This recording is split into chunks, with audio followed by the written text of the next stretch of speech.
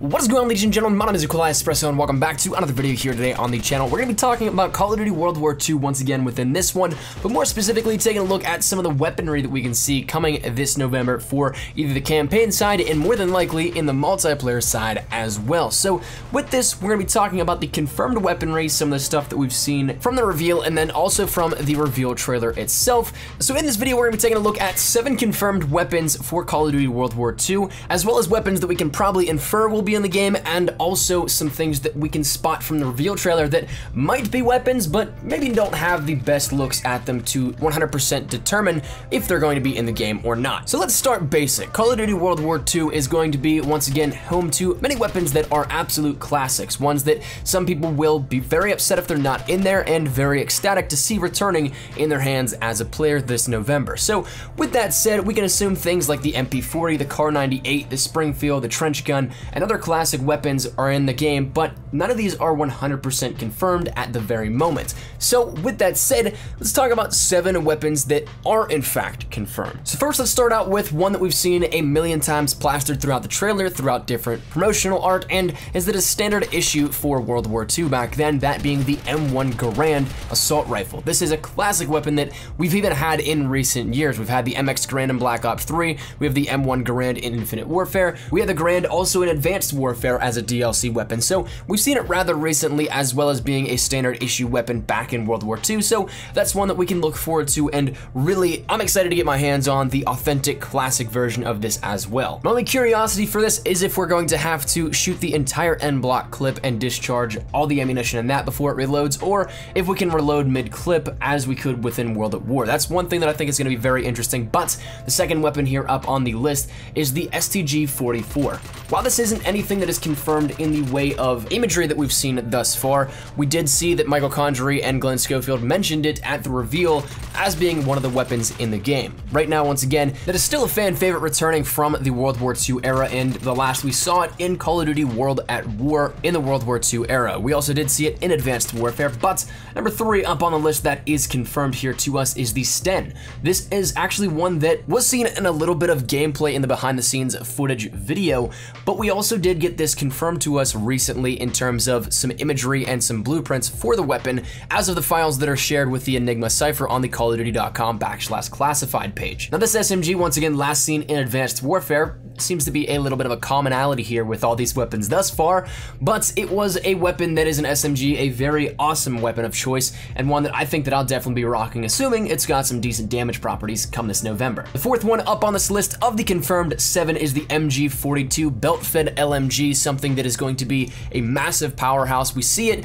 not only confirmed to us by Michael Condrey and Glenn Schofield at the reveal, but we also see it in the reveal trailer being mounted on some of the tanks and in some windows where you can mount this as well. So it's going to be one that we see in the LMG category, the first of the weapons that we have confirmed here for that, but it's definitely going to be one that is a massive powerhouse. Number 5 is our first look at the sniper rifles within the World War II era, that being the M1903 sniper rifle, and this one was revealed to us at the reveal conference in London. It was in the Q&A version, kind of, when they were talking about weaponry, and basically he just detailed that this is something that can do some damage here, especially with the scope at long range. So if you're a sniper, this is your first look at those weapons that we see here with this one. Once again, the Springfield will probably fit into this as well, maybe see the PTRS returning. Maybe we'll see some weapons like in World at War where you can take the assault rifles, put a scope on it, and then it becomes a sniper rifle as well.